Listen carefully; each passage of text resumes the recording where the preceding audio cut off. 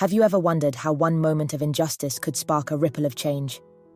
In today's story, we'll explore the life of a young man who turned adversity into an opportunity to transform his community and inspire countless others.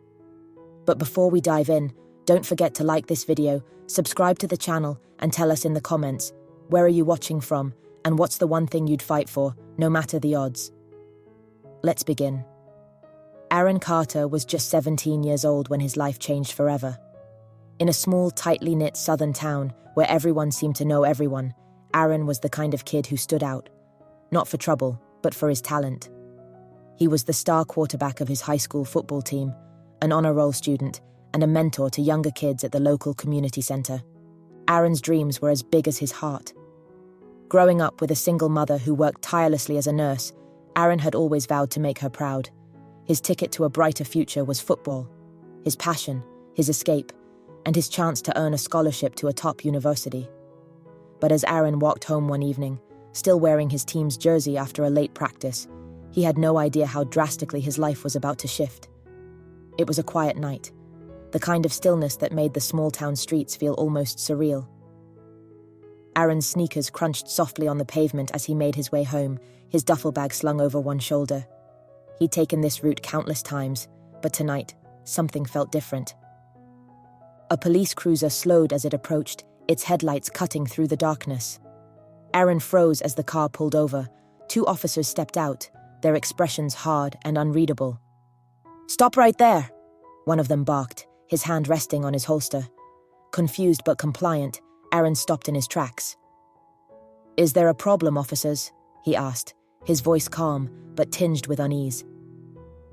"We got a report of someone breaking into cars nearby," the taller officer said, his eyes narrowing. "You fit the description." Aaron's heart pounded. "I just came from practice," he explained, gesturing to his jersey. "You can call my coach. I haven't done anything wrong." But his words fell on deaf ears. The officers began to question him aggressively, their skepticism palpable. Before Aaron knew it, they had him pressed against the hood of their car, his hands cuffed behind his back. The sting of cold metal against his wrists mirrored the humiliation burning in his chest. As a small crowd of neighbors gathered, whispering and watching from their porches, Aaron felt exposed and powerless. These were people who had cheered for him at games, who'd praised his mother for raising such a respectful, hard-working son.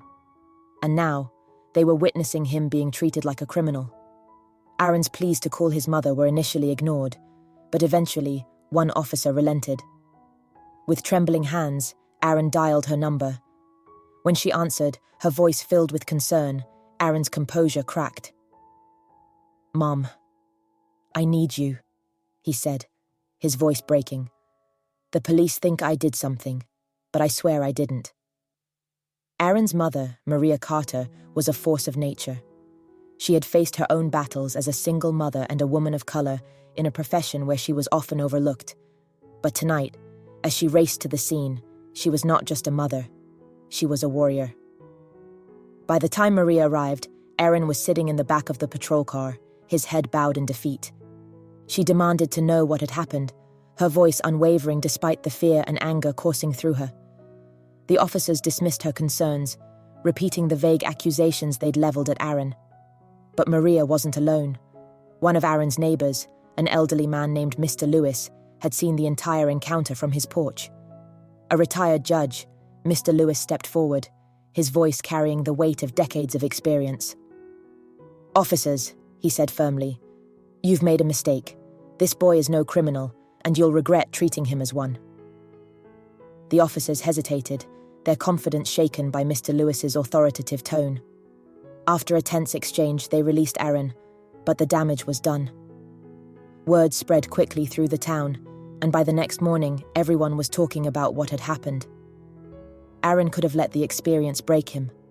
The humiliation, the fear, it was enough to make anyone retreat into themselves. But Aaron was his mother's son, and giving up wasn't in his nature. Instead, he channeled his anger and pain into action. With the support of his mother and Mr. Lewis, Aaron began speaking out about his experience. He attended town meetings, sharing his story and calling for accountability. His words resonated, sparking difficult but necessary conversations about bias and inequality in their community. Aaron also found allies in unexpected places. His football coach rallied the team to support him, organizing a charity game to raise awareness for social justice initiatives. Local businesses donated funds to create scholarships for underprivileged students, inspired by Aaron's determination to make a difference. Months later, Aaron stood before a packed auditorium at his high school's senior awards ceremony. As he received a special commendation for his advocacy, he spoke with the same passion and courage that had carried him through the darkest moments of his life. "Adversity doesn't define us," he said, his voice steady. "It's how we respond to it that shows who we truly are. My mother taught me to stand tall, and this community reminded me that change starts with each of us." Aaron's story didn't end there.